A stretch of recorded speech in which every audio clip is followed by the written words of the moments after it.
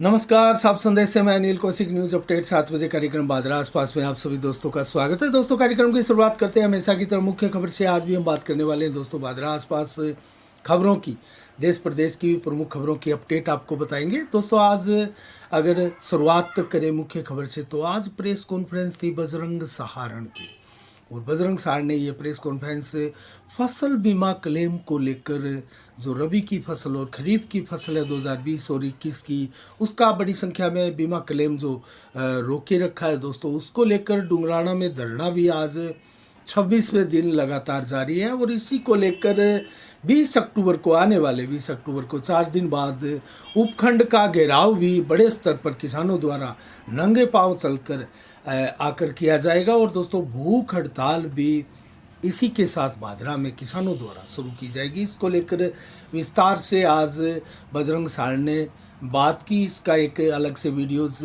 हमने भी साफ संदेश चैनल पर डाला है, ज़रूर आप देखिएगा।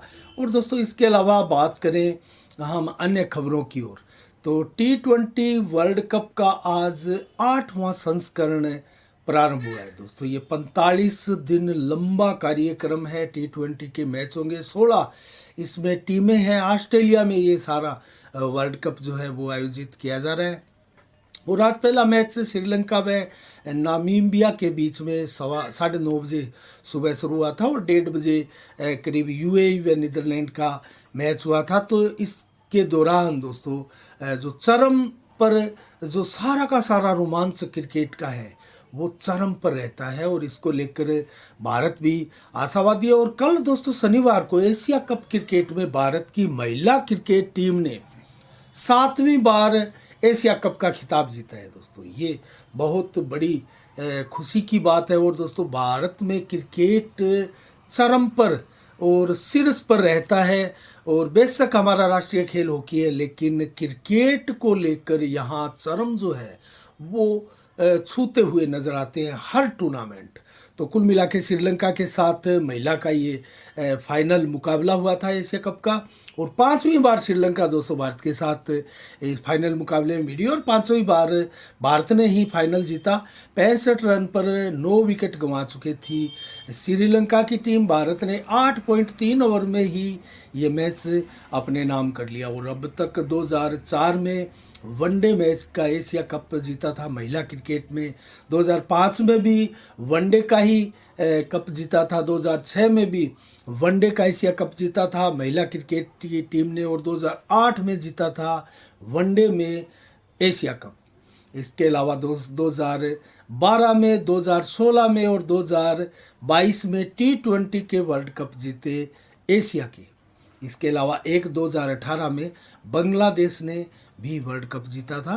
तो कुल मिला के क्रिकेट के लिए, भारत के लिए खुशी की खबर है। और आने वाला 45 दिन का पूरा सीज़न जो है क्रिकेट प्रेमियों के लिए अपार खुशियां लेकर आया है। इसके अलावा दोस्तों, कल 17 अक्टूबर को भाजपा कार्यालय में डुंगराना मंडल की एक अहम बैठक होने जा रही है, और इसमें कार्यकारिणी के सभी सदस्य पदाधिकारियों के अलावा जो बूथ अध्यक्ष है वो, और आईटी संयोजक, सह संयोजक आदि सभी इसमें बैठक में भाग लेंगे। इसके अलावा दोस्तों, 22 अक्टूबर को डूंगरवास में क्रिकेट प्रतियोगिता का आयोजन किया जा रहा है, और भादरा के कई गांवों में क्रिकेट प्रतियोगिताओं का इस समय आयोजन चल रहा है, और कुछ का होने वाला है। तो क्रिकेट के लिए ये क्रिकेट प्रेमियों के लिए अच्छी खबर भादरा में।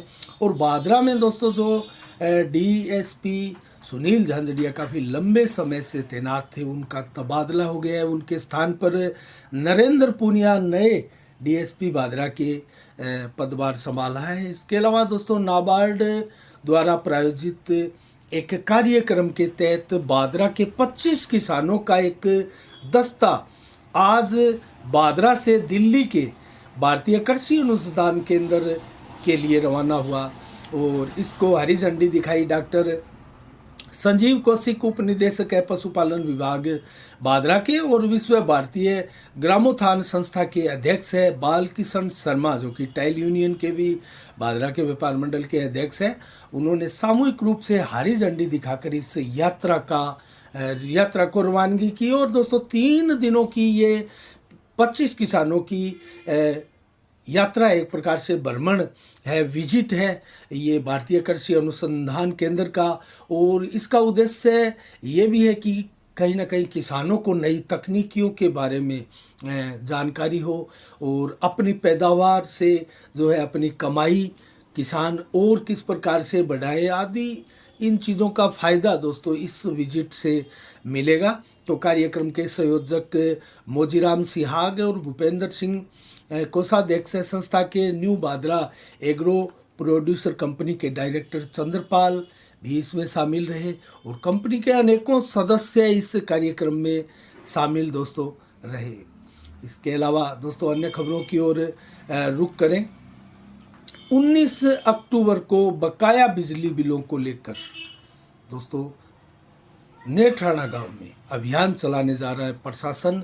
और पहले भी वसूली की जा चुकी है, 700-750 से अधिक बिल काटे जा चुके हैं। 3 करोड़ 39 लाख का बकाया था दोस्तों, जो कि बहुत 2 करोड़ के करीब बकाया वसूला जा चुका है। अभी भी लगभग 1 करोड़ से अधिक का बकाया शेष है, जिसको लेकर प्रशासन बार बार अभियान चलाने पर मजबूर होना पड़ रहा है।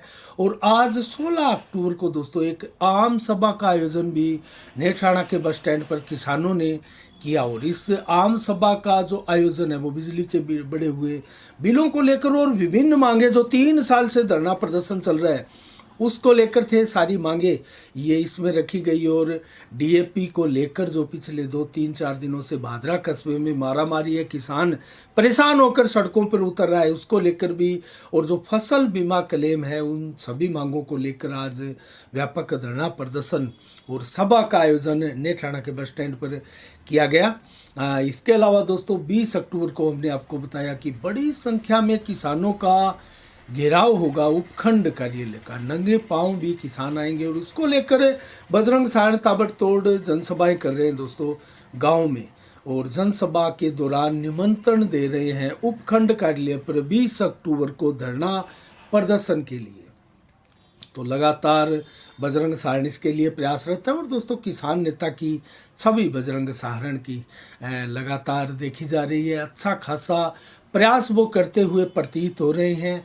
और 2023 के चुनावों में दोस्तों अपने हाथ आजमाने की और पहली बार चुनाव मैदान में उतरने की भी रणनीतियां बना चुके हैं, उसकी तैयारियां कर रहे हैं। उसी के तहत गांव में वो जनसंपर्क अभियान भी लगातार चलाए हुए। और दोस्तों अन्य नेताओं की अगर बात करें तो चाहे संजीव बेनीवाल हो, चाहे जयदीप टूडी हो, एसपी सिंह बढ़िया हो, दोस्तों सभी निकले हैं अपना अपना जनसंपर्क का अभियान करने। 2023 का जो विधानसभा का चुनाव है दोस्तों उसकी तैयारियों को लेकर भादरा के सभी नेताओं ने कमर कसी हुई है। कार्तिक डूडी जो कि डूडी परिवार का एक सबसे युवा और उभरते हुए चेहरे के रूप में चर्चा का विषय है। तो दोस्तों कार्तिक डूडी भी संभवतः 2023 में चुनाव लड़ने के लिए कमर कस चुके हैं। और वो हनुमान बेनीवाल की आरएलपी पार्टी की टिकट भी ला सकते हैं और टिकट से चुनाव लड़ सकते हैं। इसके अलावा भादरा क्षेत्र में आने वाले कुछ दिनों में एक बहुत बड़ी राजनीतिक खबर इंतज़ार कर रही है दोस्तों। वो जल्द ही उस खबर का हमें भी इंतज़ार है, जैसी कि चर्चाएं हैं। और एक बहुत बड़ा धमाका भादरा के राजनीतिक क्षेत्र में उल्टफेर के तौर पर होने जा रहा है। तो वो क्या बड़ा धमाका होगा, संभवतः मैं आपको हिंट्स दूं तो जयदीप डुड्डी की बातें चल रही है। वो अपना डिसीजन चेंज कर सकते हैं, बदल सकते हैं, अपनी आगे की अपनी भावी रणनीति का खुलासा कर सकते हैं एक बड़ी जनसभा के साथ। इसकी तैयारियां की जा रही हैं और इसको लेकर अभी कुछ भी नहीं बताया जा रहा है, लेकिन ये बड़ा धमाका आखिर क्या हो सकता है, जैसी कि संभावनाएं हैं। हमने 2-3 दिन पहले भी कहा था कि जयदीप डुड्डी की भारतीय जनता पार्टी में एंट्री हो सकती है और भारतीय जनता पार्टी की टिकट दौड़ में जयदीप डुड्डी भी लाइन में लग सकते हैं।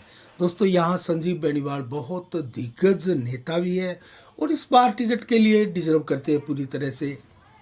पिछली बार भी उनको 60,000 करीब वोट आए थे, 59,000 कुछ वोट आए थे। तो इस बार भी वो डिजर्व करते हैं और जिस प्रकार का उनका चुनावी अभियान अब तक चल रहा है दोस्तों, वो सबसे प्रतिद्वंदियों से आगे।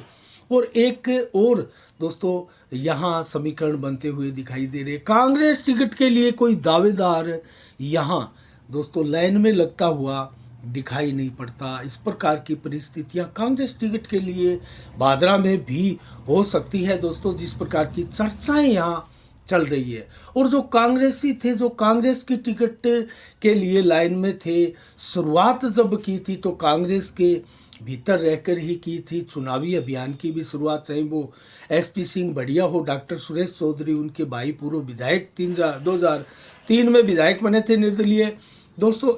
जब नए वर्ष पर 1 तारीख को जब शुरुआत की थी एसपी सिंह बढ़िया ने, तो वो एक प्रकार से कांग्रेस से टिकट की ही मांग थी उनकी, और कांग्रेस टिकट की, कांग्रेस की ही बातें कर रहे थे। लेकिन उसके बाद जैसे जैसे समय व्यतीत हुआ और पूरे भादरा क्षेत्र का दौरा करने के लिए गांवों में जनसंपर्क अभियान के तहत निकले, तो ऐसा क्या हुआ और किस प्रकार से मन बदला कि उन्होंने कांग्रेस और भाजपा को किसी का भी जिक्र करना बंद कर दिया और अपने पत्ते जो है अपने तक सीमित रख लिए। पत्ते खोले नहीं जा रहे हैं कि वो कांग्रेस की टिकट तोड़ में है या फिर भाजपा की टिकट तोड़ में है। दोस्तों चर्चाओं का बाजार गर्म है, वो अपने जुबान से कुछ बोलकर नहीं बताते हैं, सवालों के जवाब भी इस प्रकार के नहीं देते। और कहीं कहीं तो ये लगता है दोस्तों भादरा की राजनीति में एसपी सिंह बढ़िया ज़्यादा फिट नहीं बैठ पा रहे हैं और उनको ज़्यादा रास नहीं आ रही है। ऐसा लग रहा है कि भादरा की राजनीति जो है वो उनको ज़्यादा रास नहीं आ पा रही है। फिर भी वो अभियान में लगातार लगे हुए हैं। देखते हैं बीजेपी की टिकट के वो कितने नज़दीक हैं। और अगर चर्चाओं का बाजार जिस प्रकार से गर्म है और उनके चहेतों की, उनके नज़दीकियों की माने, तो एसपी सिंह कहते हैं बीजेपी की टिकट मेरे पास है। और यही कमोबस अब जब जयदीप रूडी आएंगे या आने का उनका क्या मन है, जिस प्रकार की चर्चा है, तो वहाँ से भी सुनने को मिलेगी। संजीव बेनीवाल की के खेमे से अगर आप बात करेंगे तो वो बोलेंगे 100% भाजपा की टिकट हमारे पास है। तो कांग्रेस की टिकट कौन लेगा दोस्तों, ये बहुत बड़ा सवाल है। और संभवतः कांग्रेस की टिकट के वर्तमान में सबसे बड़े दावेदार या सबसे बड़ा कोई नाम डिजर्व करता है तो वो बलवान पूनिया वर्तमान विधायक है। और अगर वर्तमान विधायक बलवान पूनिया कांग्रेस की टिकट ना लेना चाहें और माकपा से ही अपनी पुश्तैनी सीट से ही एक प्रकार से, जिस प्रकार से पार्टी में वो रहे हैं, पुश्तैनी तो नहीं कह सकते, उस टिकट से ही चुनाव लड़ते हैं, तो कांग्रेस की टिकट का क्या होगा? क्या समझौते में जाएगी या फिर कांग्रेस की टिकट बजरंग सहारण ले सकते हैं या फिर कांग्रेस की टिकट कोई और ले सकता है? ये सारा निर्भर करेगा दोस्तों कांग्रेस की बागडोर राजस्थान में किसके हाथ में रहती है। जैसा कि भाजपा के लिए भी अगर वसुंधरा राजे के हाथों में कमान रहती है तो संजीव बेनीवाल की टिकट कटना बेहद मुश्किल है और 100% संजीव बेनीवाल टिकट के नज़दीक होंगे। अगर वसुंधरा राजे के अलावा कमान यहाँ राज्य में दी जाती है तो कहीं ना कहीं यहाँ भी उल्टफेर होने की संभावनाएं पल्लवित तो होती है। लेकिन कांग्रेस भी इसी डर्रे पर चल रही है दोस्तों।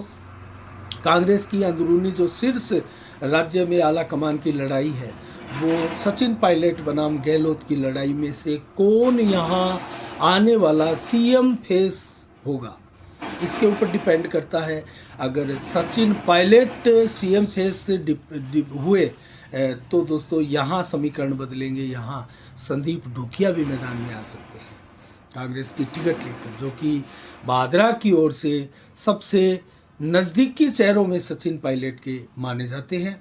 तो देखते हैं आने वाला समीकरण क्या कहता है, क्या आने वाले समय में परिवर्तन होते हैं, भादरा का कौन सा नेता किस प्रकार की घोषणाएं करता है और कौन कहां पलटी मार के जाता है। दोस्तों राजनीति है, संभावनाओं से भरा हुआ ये क्षेत्र है और इसमें कोई कुछ भी कर सकता है दोस्तों। यहाँ कोई ना तो पुश्तैनी स्थायी दुश्मन होता है और ना ही कोई दोस्त होता है। दोस्त भी छोड़ दिए जाते हैं, दुश्मनों को गले लगा लिया जाता है। तो ये राजनीति है। यहाँ संभावनाएं क्रिकेट की भांति पल्लवित होती रहती है। क्रिकेट का मैच जो होता है वो अंतिम गेंद तक चलता है।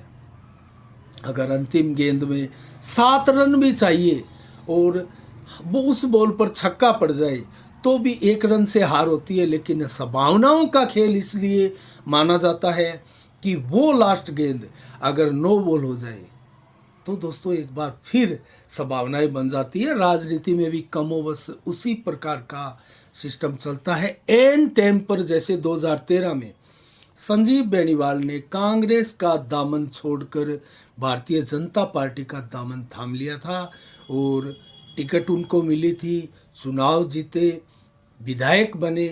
तो दोस्तों ऐसा भी यहाँ हो सकता है। और लगातार 2013 के बाद में 9 वर्ष हो गए संजीव बेनीवाल को भारतीय जनता पार्टी में भादरा क्षेत्र में, और इन 9 वर्षों में उन्होंने अपनी शानदार ज़मीन बनाई है। और भारतीय जनता पार्टी विचारधारा के जो लोग थे, जो कार्यकर्ता थे, उनके ऊपर एक शानदार पकड़ भी कायम की है।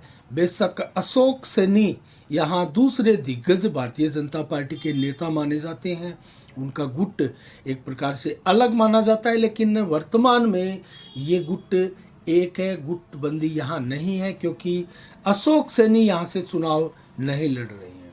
तो उनके जो समर्थक है, उनके जो कार्यकर्ता है, वो संजीव बेनीवाल के खेमे में हैं। उनको ही भारतीय जनता पार्टी के टिकट के हिसाब से वोट देने के लिए भी बाध्य है। तो कुल मिला के अभी भारतीय जनता पार्टी का यहाँ गुट नहीं माना जा सकता। कांग्रेस के बेशक यहाँ कई गुट माने जा सकते हैं, क्योंकि जयदीप डूडी की अलग एक प्रकार से गुट माना जाता है। अगर डॉक्टर सुरेश चौधरी का जिक्र करें और एसपी सिंह जो चुनाव मैदान में है उनका जिक्र करें तो ये एक अलग गुट माना जा सकता है। संदीप डुकिया का एक अलग गुट माना जाता है। और उसी प्रकार से दयानंद बेरवाल भी बहुत बड़ा चेहरा है, लेकिन दयानंद बेरवाल इतने ईमानदार और कट्टर बीजेपी के कांग्रेस के कार्यकर्ता है कि वो किसी भी टिकट किसको भी मिले उनके साथ जाने में परहेज उनको नहीं है। लेकिन और ये जो धड़े हैं, गुट है दोस्तों, ये कहीं ना कहीं जो पार्टीबाजी में जो गुटबंदियाँ होती है वो असल गुटबंदियाँ निभाने में विश्वास रखते हैं और एक दूसरे की टांग खिंचाई में ज़्यादा बिलीव करते हैं। तो कुल मिला के दयानंद बेरवाल एक बहुत शानदार कांग्रेस के यहाँ नेता माने जाते हैं। देखते हैं आने वाले समय में क्या होता है। आज 16 अक्टूबर को क्या विशेष दिवस है। हेमा मालिनी फिल्मी अभिनेत्री, किसी समय की सर्वाधिक चर्चित और सुपरस्टार रही हेमा मालिनी का आज के दिन 1948 में जन्म हुआ था और उसके प्रशंसक आज उनका जन्मदिन धूमधाम से मना रहे हैं। नवीन पटनायक उड़ीसा के पूर्व मुख्यमंत्री, उनका भी जन्म आज ही के दिन 1948 को हुआ था। विश्व खाद्य दिवस के रूप में आज का दिन मनाया जाता है। मौसम का मिजाज अगर बताएं तो आज 16 अक्टूबर को 31 से 33 डिग्री मैक्सिमम टेम्परेचर रहा और कल भी मैक्सिमम 33 डिग्री ही टेम्परेचर रहने वाला है। तो 4 से 7 किलोमीटर की रफ्तार से हवाएं चली और 15 से 20% बादल छाए रहे थे। और रात्रि को आसमान कुछ साफ रहेगा, 5 से 10% ही बादल छाए रहेंगे। 17 अक्टूबर को कल 22 से 31 डिग्री टेम्परेचर दिन में और 32 से 33 डिग्री टेम्परेचर दोपहर को रहेगा मैक्सिमम के रूप में। 28 से 31 डिग्री देर शाम को रहेगा। 4 से 11 किलोमीटर की रफ्तार से हवाएं चलेगी और 0 से 10-15% ही बादल छाए रहेंगे। रात्रि को बिल्कुल बादल नहीं होंगे, आसमान बिल्कुल साफ होगा और रात्रि को भी हवा 7 से 11 किलोमीटर की रफ्तार से ही लगभग चलेगी। 23 से 26 डिग्री टेम्परेचर देर रात्रि 12 बजे तक रहेगा। तो ये रहा दोस्तों आज के समाचारों का खास बुलेटिन। और अगर बात करें कांग्रेस की पार्टी की, कल 17 अक्टूबर को चुनाव होने जा रहे हैं।